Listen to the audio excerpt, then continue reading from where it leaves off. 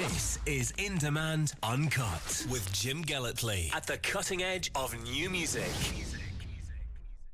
I'm at G2, which is sort of around the sides of the garage in Glasgow, with Graham Goxon. How are you? I'm all right, thank you very much. I think it's pretty cool that you doing this tour of the UK, but all the gigs, you've got local bands to support. Why did you do that, first of all? Really because I think if you... I don't know, I just thought it would be good for the individual evenings to have a local support band who could bring their mates. They could have a good time, perhaps not get the cool reception that most support bands get going around the country. I thought it'd be good for us coming on to an audience that have been kind of... Well, that was the theory. An audience that were kind of happy. Yeah. I have an ulterior motive for asking this question, because at the moment I'm in the middle of filtering through bands, going through applications to play the tea break stage at Tea in the Park. So I'm just looking for some tips, really. How do you go about deciding which acts you're going to book?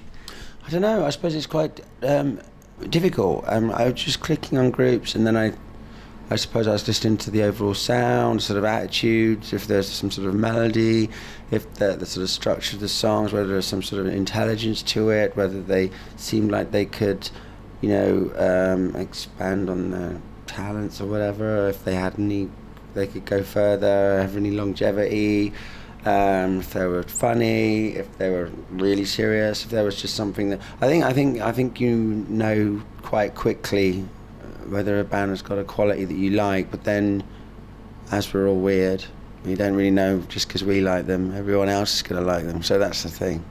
The band you selected for Edinburgh were Cancel the Astronauts, and tonight in Glasgow you've got Beta Tone Distraction. I've seen Cancel the Astronauts before, I've not seen Beta Tone Distraction, so thank you for giving me the chance to see them tonight. I'm looking forward to it. Yeah, me, I'm looking forward to it too. I mean, actually, it wasn't that difficult to choose up here. Some places have been really difficult. That suggests all the other bands weren't very good. Oh no, it doesn't really. I mean, it just means that it was quite a good selection. It was quite difficult. I meant an easy job because it was a good high quality.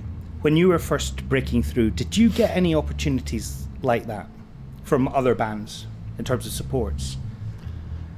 No, I don't think so. I remember very early on we supported the Soup Dragons, and it was just before Christmas. It was pretty early on, and there was a good opportunity for us to try and, use this big stage, and I think that went quite well. It was very early though, so that was quite good. But generally, I think our record label tried to get us. I think after we got signed, our first support was the Cramps.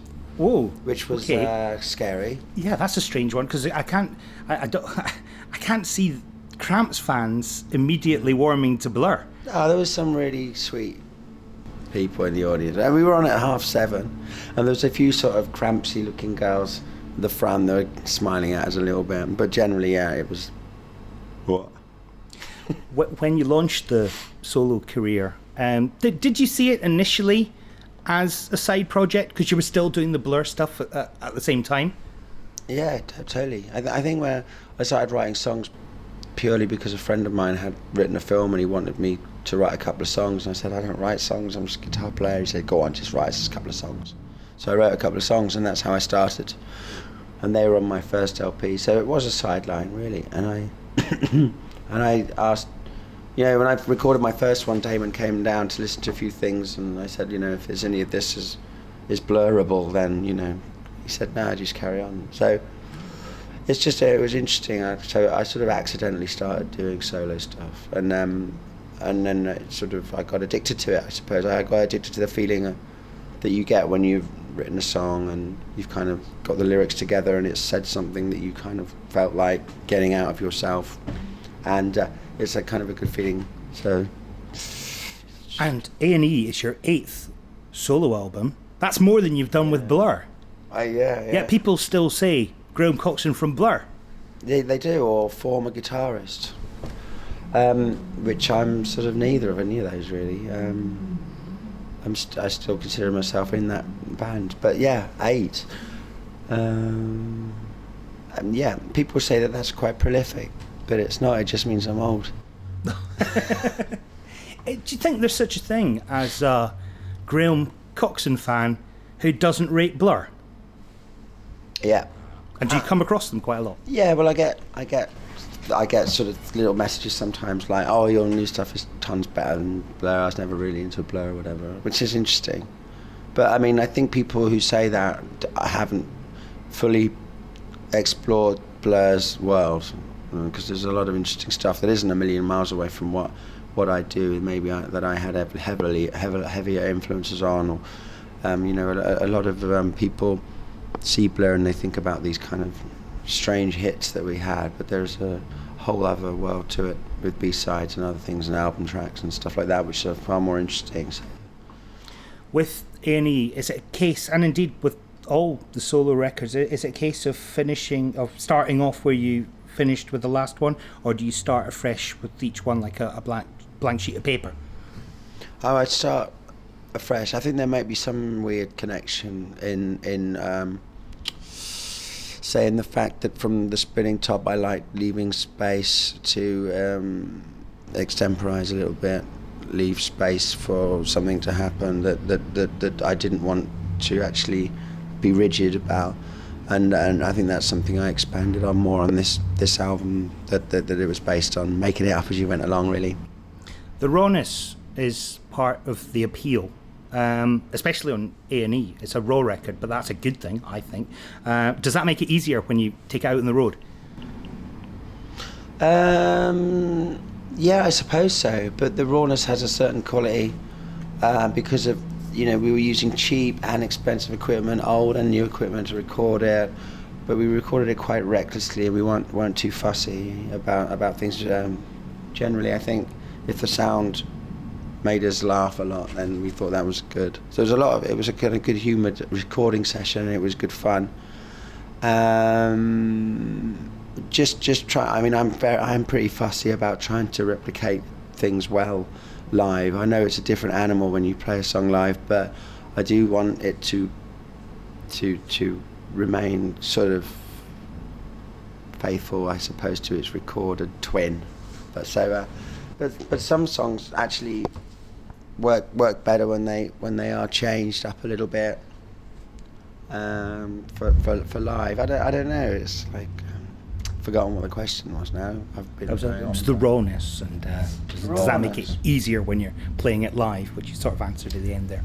Yeah, but we can be really slick as well as a live group. I'm saying this is a compliment. I like the rawness, and it's deliberate. It's not like you've recorded it in a particularly lo-fi way. No, it's just how it turned out, and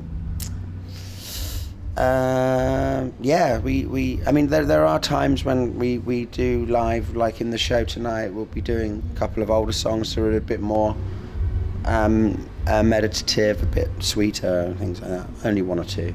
So we do have to change into a sort of be more sort of polite and lovey towards our audience. I mean, I do have a certain amount of aggression to audiences. Don't trust them much, especially up here. Well, I was going to say, what are your best memories of Scotland? Oh my God! Well, there's always really great audiences, I thought. But I think when I was up here with Pete Doherty, it was that was crazy. You hit the first chord and then you're drenched with about 50 pints of beer. So it's quite extraordinary. Which is the crowd showing their love towards you, of course. Which is excellent. So I'll be leaving the stage totally a bit dry, I should imagine, tonight. But I think I can get the wrong impression with audiences sometimes, because my audiences, I think, come to do quite a lot of watching and observing, and I think I get quite a few guitar geeks coming along, and they're doing a lot of hand watching rather than just letting go and having a good time, which is fair enough, but it can be a bit off-putting for me because I just think no one's liking it. Do you keep off the seafood when you return to Scotland? Because I remember 2009 at Tea in the Park, we were standing waiting for Blur's headline set, and you weren't coming on. We thought, what's going on here? And you'd got food poisoning, you'd gone to hospital, but you still managed to play the gig. Goodness. Yeah, well, I haven't eaten oysters since then. I don't.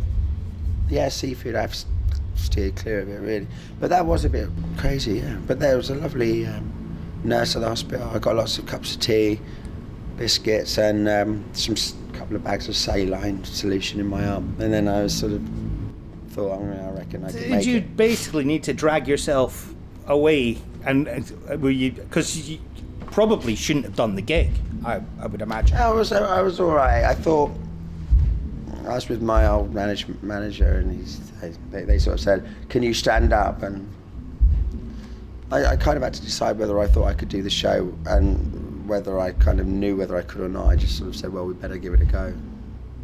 In Demand. Uncut.